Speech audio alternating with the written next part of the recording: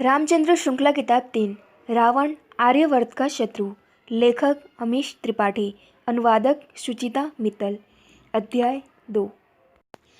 56 वर्ष पहले भारत में इंद्रप्रस्थ के निकट गुरु विश्रवा का आश्रम। 4 वर्ष की आयु में भी रावण अपने क्रियाकलापों को लेकर बहुत सुनिश्चित और स्थिर था। बचपन में ही परिपक्व यह बालक ऋषि विश्रवा का पुत्र था। प्रख्यात ऋषि ने बहुत देर से विवाह किया था, जब वो 70 वर्ष से अधिक के थे। यद्यपि उन्हें देखकर उनकी आयु नहीं बताई जा सकती थी। चमत्कारिक आयुर्वेदक सोमरस उन्हें युवा रखता था, जिसका पान वे नियमित रूप से करते थे। अनेक दशकों में फैले अपने लंबे कार्यकाल में ऋषि विश्रवा ने महान वैज्ञानिक और आध्यात्मिक गुरु के रूप में प्रतिष्ठा अर्जित कर ली थी। वास्तव में उनकी गिनती तो अपनी पीढ़ी के महानतम बुद्धिमानों में होती थी। इतने सम्मानीय ऋषि का पुत्र होने से रावण के युवा कंधों पर अपेक्षाओं का भारी बोझ था, मगर लगता था कि वो निराश नहीं करेगा। इतनी अल्प आयु में भी उसके पास भयंकर बुद्धि थी। उससे मिलने वाले हर व्यक्ति को लगता था कि एक दिन यह बालक अपने उत्कृष्ट पिता की विशाल उपलब्धियों से भी आगे निकल जाएगा। मगर ब्रह्मांड सब वस्तुओं में संतुलन बिठा ही देता है। सकारात्मक के साथ नकारात्मक जुड़ा रहता है।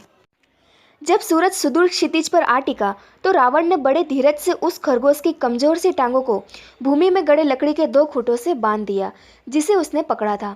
बालक ने जब उसे अपने घुटनों से दबाकर रस्सी को खींचकर कसा तो बेचारा जीव बुरी तरह संघर्ष करने लगा था। वो वहां अपने अंगों को फैलाए पड़ा था।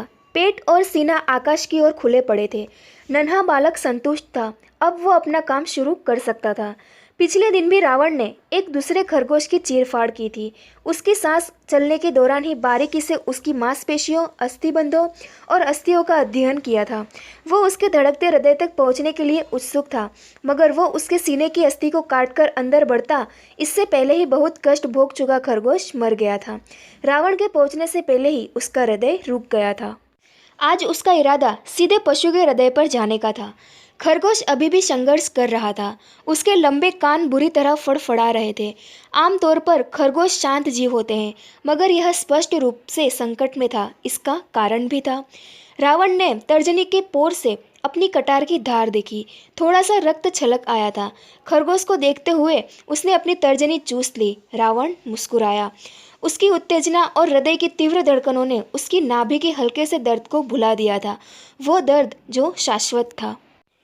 अपने बाएं हाथ से उसने अपने शिकार को स्थिर किया, फिर पशु के ऊपर कटार रखी।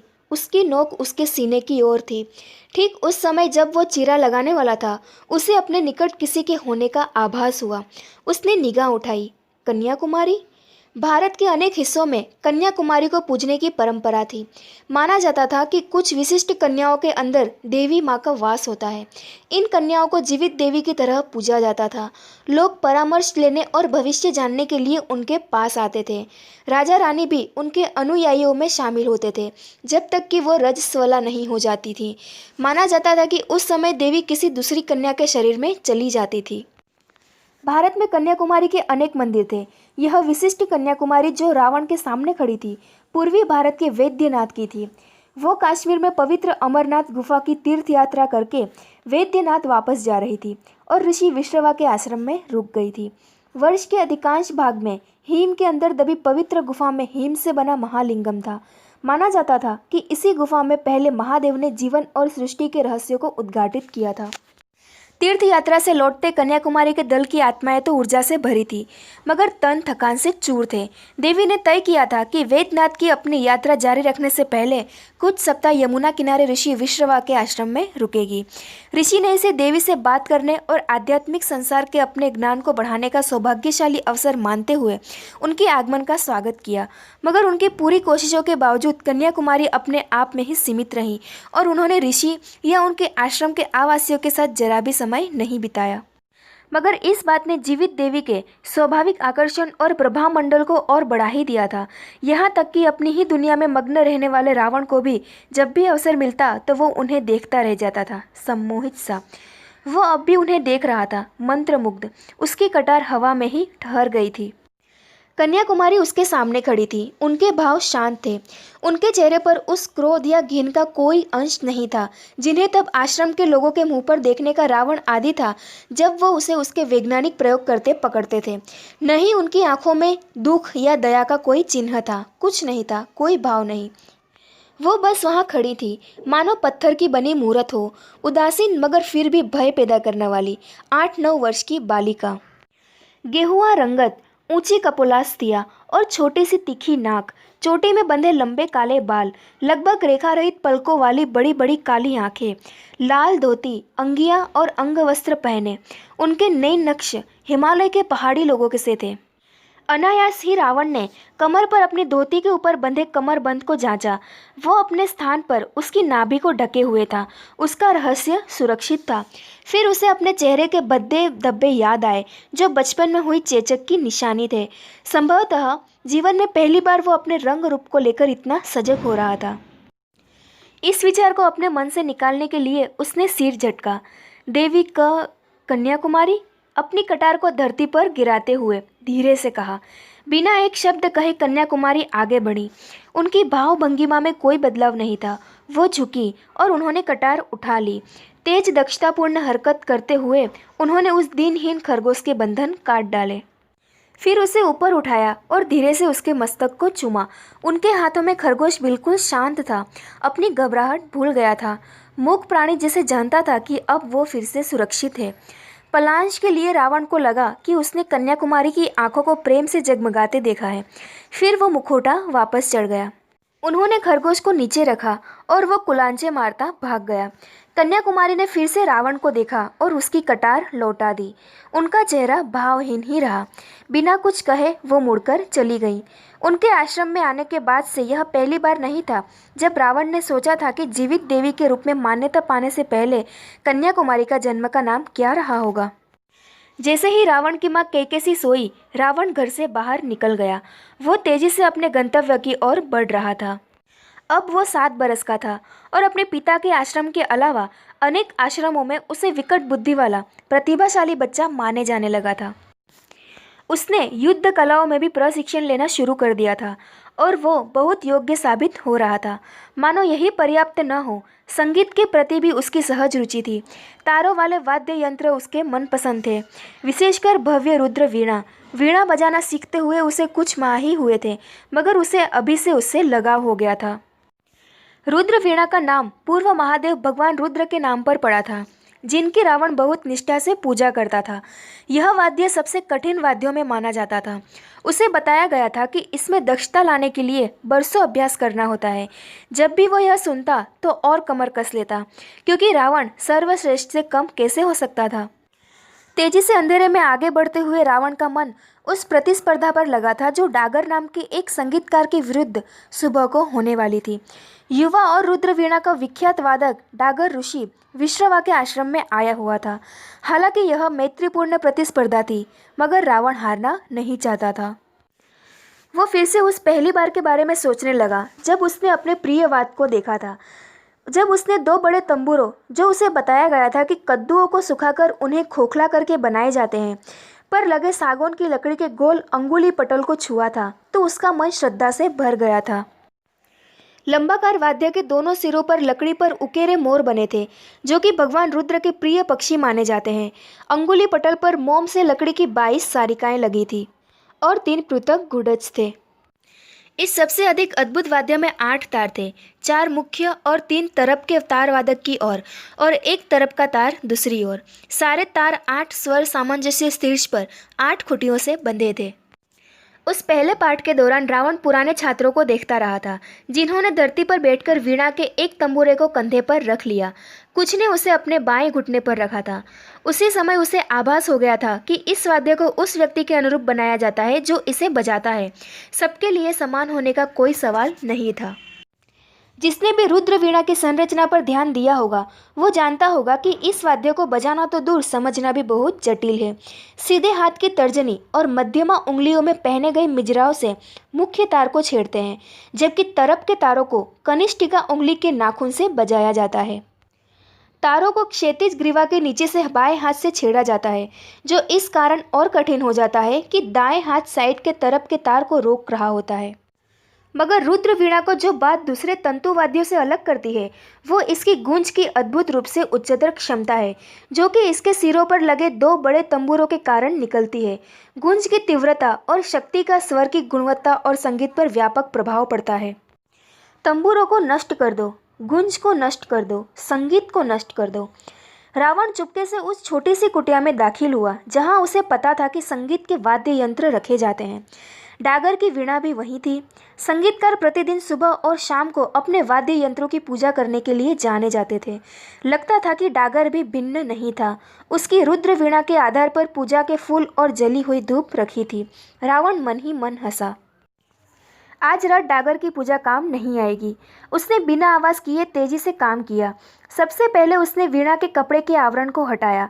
फिर उसने बाएं तंबूरे को खोला और उसके अंदरूनी हिस्से को हाथ से छुआ, घोटा हुआ और चिकना।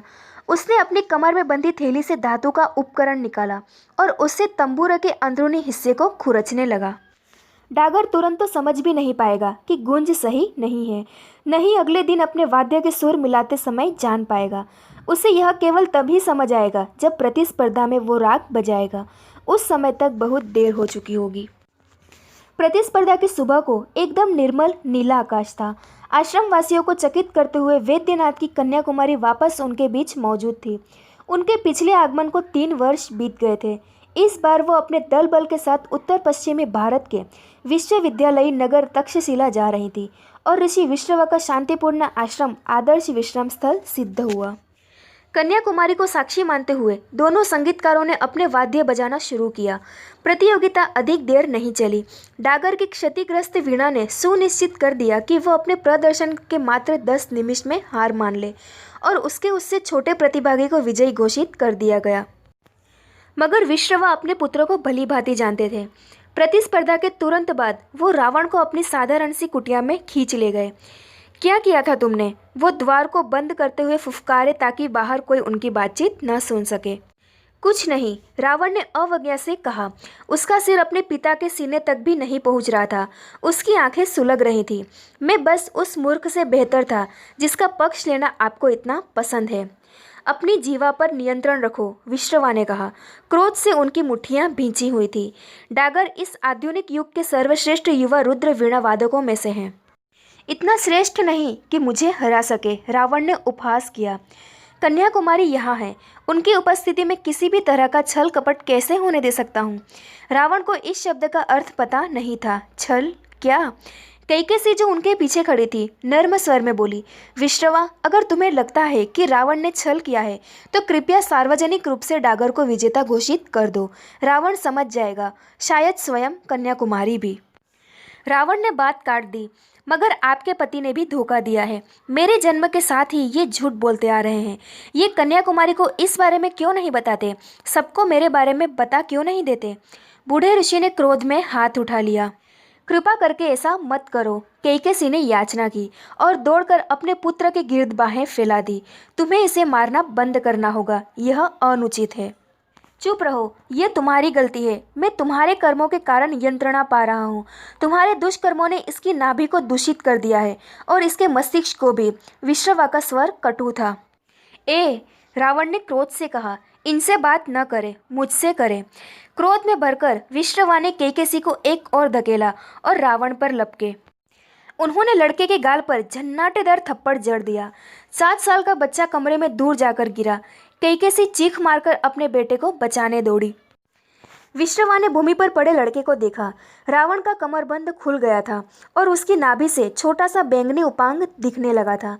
उसकी जन्मजात विकृति, सबूत कि वो नागा था। भारत भर में लोग मानते थे कि जन्मजात विकृतियां किसी अभिशप्त आत्मा का पिछले जन्म के बुरे कर्म का परिणाम होती है और इस तरह के विकृत लोग नागा कहे जाते थे। विश्रवा लगभग स्पष्ट घृणा से बोले, उसे ढको। उन्होंने जलती आंखों से अपनी पत्नी को देखा। तुम्हारा बेटा मेरा नाम मिटा देगा। रावण ने अपनी मां के रक्षात्मक हाथ को हटा दिया। हाँ, मैं मिटा दूंगा, क्योंकि सब जानते हैं कि मैं हर दृष्टि से आपसे बेहतर हूँ। अहंकारी बिगड़ेल बच्चा, भगवान इंद्र ने गलत व्यक्ति पर अपनी अनुकंपा कर दी है। बाहर जाने के लिए पलटते विश्रवा भुनभुनाए। हाँ, चले जाइए, दूर हो जाइए, मुझे आपकी आवश्यकता नहीं है। उमड़ उमड़ कर आते आंसुओं के बावजूद अपनी आवाज़ को स्थिर रखने की कोशिश करता रावण चिल्लाया। उसकी नाभि की सतत पीड़ा गहरा गई थी। उसकी उग्रता बढ़ गई थी। अपने पिता के आश्रम से कुछ ही दूर पर प्रचंड यमुना के एक किनारे रावण बैठा हुआ था। उसका गाल अभी भी जल रहा था, हालांकि आंसू कब के सूख गए थे। हाथ में आवर्धक शीशा लिए वो भूमि को तक रहा था। बहुत सावधानी से उसने सूरज की किरणों को प्रकाश के एक शक्तिशाली पुंज में संकेंद्रित कर दिया था, जो वहां घूम रही नन्ही चींटियों को जला रहा था। उसकी सांस तेज चल रही थी। अभी भी उसकी नस नस में क्रोध तड़क रहा था। सतत पीड़ा की केंद्र उसकी नाभि फड़क रही थी। सबसे पहले उसकी नाक में सुगंध पहुंची। उसे लगा उसकी सांस रुक गई है। उसने अपना सिर घुमाया और उन्हें देखा, कन्याकुमारी को। उसका शरीर जड़ हो गया। आवर्धक शीशा अभी भी उसके हाथ में था। जली भुनी चींटियां उसके पैरों के पास पड़ी थी।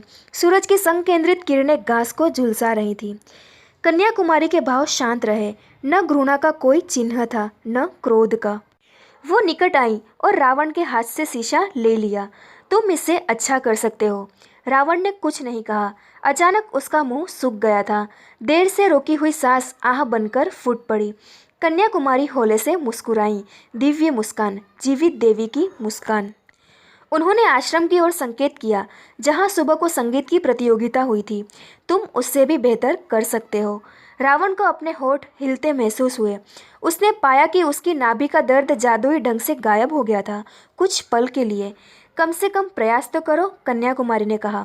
वो मुड़ी और चली गई। तुम वैसे भी जीत जाते, डागर ने मुस्कुराते हुए कहा। सूर्यास्त हो चुका था। अधिकांश आश्रमवासी अपनी कुटियाओं में चले गए थे। रावण अपने साथ कमल के पवित्र फूलों का वो हार लेकर डागर से मिलने आया था, जो उसने दिन में जीता था। बेमन से उसकी आंखें डागर से आंखें मिलाने को तैयार नहीं थी। उसने अपराध स्वीकार जैसा कुछ कहा। उससे बड़ी उम्र के प्रतिभागी ने शालीनतापूर्वक उत्तर दिया था। आयोजन में उपस्थित अन्य अधिकांश लोगों की तरह डागर को भी संदेह था कि उसके वाद्य में कुछ तो गड़बड़ है। प्रतियोगिता के बाद उसने अपनी वीणा की जांच की और जल्दी ही समस्या को पकड़ लिया, मगर वो नाराज नहीं हो पाया। रावण अंततः बालक ही तो था। रावण ने कुछ नहीं कहा। वो सिर झुकाए खड़ा रहा, कन्याकुमारी के बारे में सोचते हुए। वो अगली सुबह जाने वाली थी। उस छोटे बालक के सिर और कंधों से निकलते 16 वर्षीय डागर ने उसके बाल सहला दिए। तुम्हारे अंदर प्रतिभा है, उसका प्रयोग जीतने के लिए करो। तुम्हें कोई भी अनुचित काम करने की आवश्यकता ही नहीं है। रावण ने चुप रहते हुए सिर हिला दिया। उसे बिल्कुल पसंद नहीं था कि कोई उसके बालों को छेड़े, अलावा उनके। इसके लिए तो वो कुछ भी कर गुजर सकता है कि वो उसके बालों को सहरा दे। और चिंता मत करो, डागर ने मुस्कुराते हुए कहा। मेरी वीणा ठीक की जा रही है, कोई स्थायी हानि नहीं हुई है। रावण ने लंबी सांस छोड़ी। उसे आशा थी कि उसकी नाभि का दर्द दूर हो जाएगा, मगर नहीं हुआ। और इसे तुम रख सकते हो, डागर ने कमल के फूलों का हार उसे लौटाते हुए कहा। रावण ने उसे थामा और घर को भाग गया।